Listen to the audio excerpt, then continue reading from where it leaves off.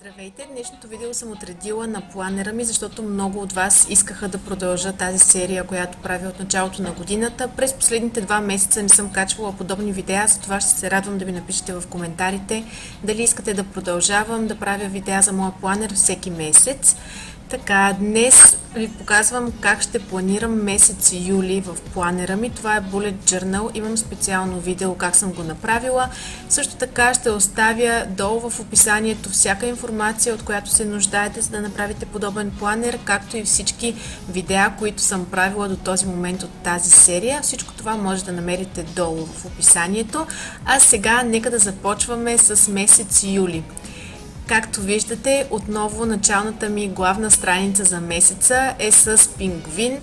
Тези от вас, които са гледали предходните видеа, които съм правила за планера ми, знаят защо има пингвинче на всяка една от началните страници на всеки месец. Пингвинчето е тематично направено според месеца и този път моето пингвинче, т.е. аз, той е с бански, както виждате, и хапва диня, защото вече е лято и има табелка на него, на която пише ваканция и плаж, защото мисля, че вече на всеки му се ходи на плаж и мисля, че е много тематично да направя именно този и следващият месец август по-така летни, по-тематични, с бански, с дини и така нататък. След като съм нарисувала пингвинчето, започвам да го оцветявам. Както винаги правя един и същи вид пингвини, както може би сте виждали вече. Жълти крачета, жълти човчици. Пингвинчето го оцветявам в светло-сиво, не много тъмно, и съответно листото в зелено, динята и така нататък. Обожавам да правя пингвинчета, защото мисля, че са много сладки и мисля, че много добре си подхождат, и ако вие имате някаква тема на самият планер, ще свързвате месеците един с друг много по-добре и всеки един месец ще има определена тема, както е и в моят планер. Този месец, както казах, мисля всичко да е лятно, затова реших месеца като цяло, цветовете, които използвам в него, да бъдат зелени, жълти, охра, оранжеви и по-червеникави, тъй като мисля, че тези цветове, особено зеленото, са доста така свежи, летни и ще си отиват с цялата тема на планера ми този месец. Банският, разбира се, е розов, както винаги, тъй като това е един от любимите ми цветове и защото съм момиче. Както знаете, или слагам някаква розова панделка на пингвинчето, за да се знае, че е момиченце, или ако правя момченце, му слагам някаква шапка. И да, както виждате, си отцветявам и след малко започваме да правим и следващата страница. Така, след като сме готови с началната страница, продължаваме и с страницата, в която показвам календара. Това е една голяма страница, в която разпределям и разграфявам всяко едно квадратче, което означава всеки един ден от месеца, разбира се. Виждали сте ги и в предходните месеци. Винаги правя месеците по този начин, тъй като искам всеки един месец в този планер да е идентичен и да си отиват един с друг. Изписвам месец юли с този шрифт. Доста е лесен, ако свикнете да пишете по този начин, така че не е нищо особено, поне според мен, тъй като аз доста често го използвам и за мен си е лесен, но ако вие не можете, практикувайте на някакво листче предварително и след това всичко ще е наред. Отцветявам го с преливащи се цветове, както правя всеки един месец. Започвам от по-светлия цвят и долната част на буквите е винаги по-тъмна. Мисля, че така изглежда доста свежо. Отново цветовете са жълто и зелено. Както казах, искам да е по-летен този месец. Искам да го покажа като един свеж, забавен, летен месец в моят планер. Така искам и да го запомня. Отново разграфявам. Този път дните са 31. Правя 31 квадратчета. И да, надписвам ги и след това продължаваме към другата страница, но както ще видите, винаги в дясно оставям място, нещо като квадратче, но не очертано, в което да имам местенце да напиша какви са целите за месеца ми, какви ивенти или събития ме очакват, ако има изобщо такива, някакви бележчици или нещо най-важно, в зависимост от това как реша, редувам тези 3 квадратчета всеки месец. И да, това е за този месец. нищо особено.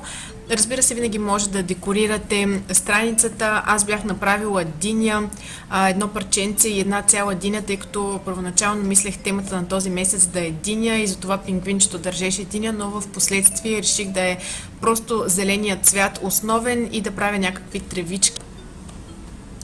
И така, след месечният календар следва тракъра за навиците ми, това какво правя, като например оправям ли си леглото, колко чаши с кафе пия на ден, дали чета, дали уча италиански този ден, дали снимам видео, най-различни неща, просто всички ваши навици, които разбира се вие имате, ги слагам в тази таблица и ако съм направила нещо от тези неща през деня, просто го задрасквам в случая с зелено, за да си отива с цялостната тема на месеца.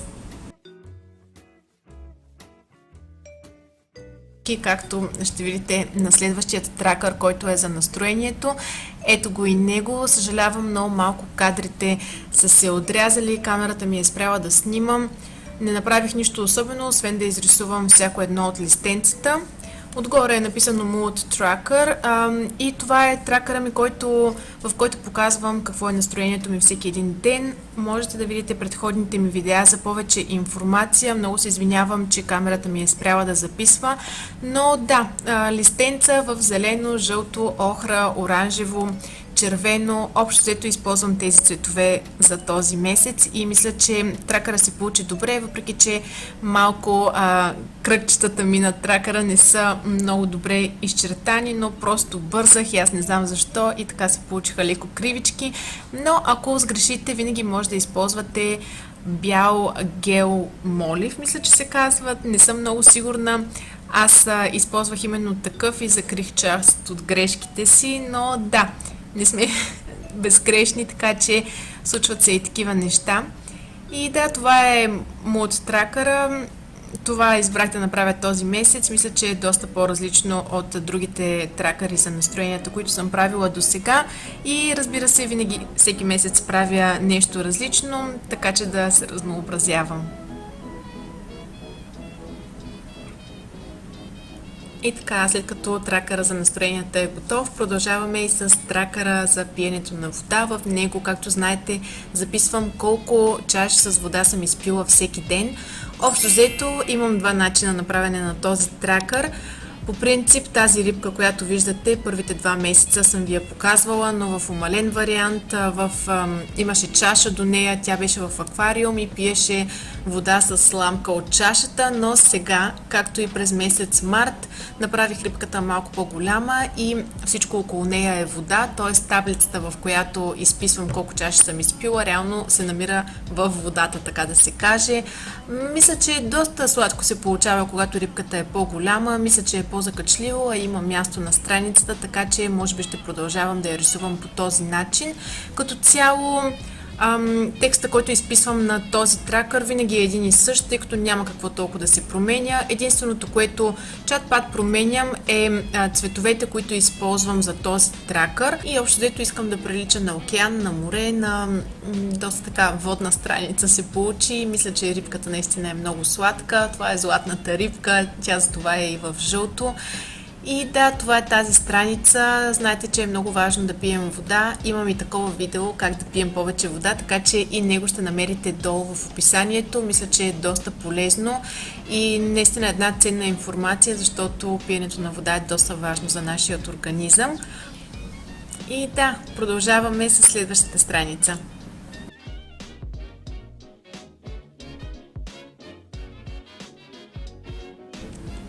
Да, тракъра, който следва е този за благодарността. Отново, както предходният 1 или 2 месеца, всъщност не съм много сигурна, правя пингвинче, което или държи балон, както беше февруари месец, или държи някакъв букет с цветя, както беше февруари месец, извинявам се, март месец.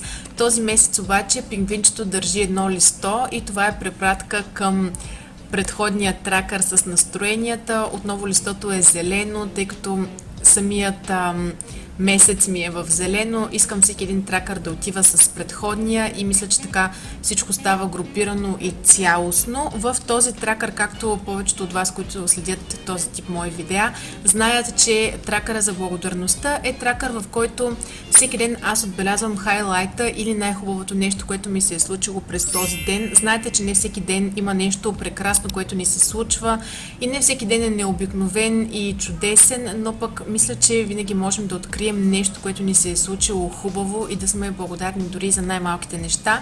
Затова този тракър за мен винаги е много ценен, защото има дни, когато просто стоя и трябва да прехвърля целия ден, за да се сетя нещо хубаво, но винаги намирам.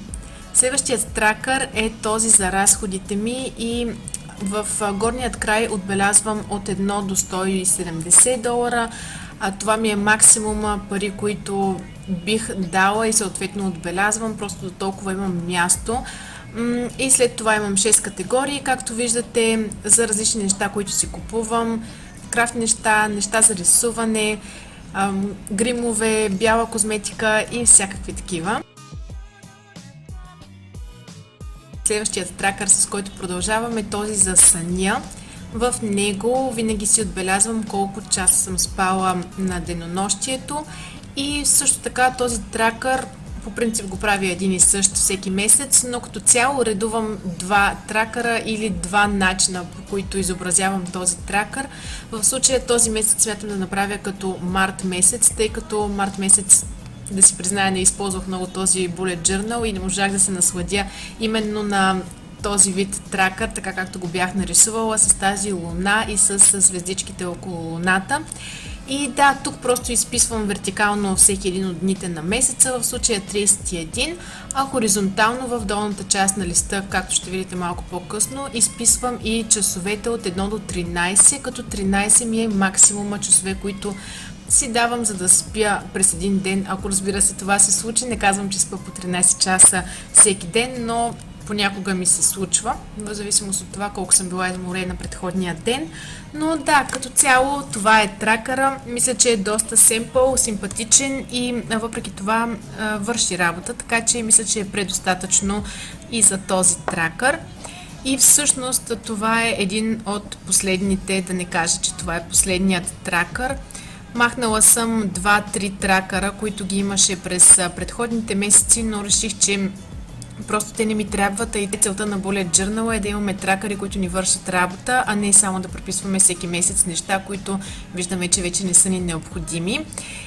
И така, сега продължавам към седмичните тракъри. Това са Weekly Spreads или това са страниците, в които ще си отбелязвам всички to-do листи, всички задачи, всички събития и всички важни дати през всяка една от седмиците на месеца. В случая този месец има 5 седмици и така всяка една седмица я правя абсолютно по един и същи начин. От началото на годината използвам именно този метод, който виждате в момента. Него ще видите във всяко едно от видеята, които съм правила до сега. Просто със светло-розово изчертавам всеки един от дните. В дясно правя мини календар, а в ляво пиша дните от дадената седмица, например от 1 до 7. И отдолу пиша кой месец е това. Доста семпло, много изчистено и мисля, че е много функционално и много лесно за използване. И така, приятели, това беше моят Bullet Journal за този месец. Надявам се видеото да ви е било полезно. Напишете ми, ако вие ползвате Bullet Journal. Кажете ми как изглежда вашият Bullet Journal за месец юли и ще се радвам на вашите коментари по-долу. Кажете ми също, ако искате да продължавам да правя тази поредица и ще се видим в следващото видео с вас. Чао и целувки!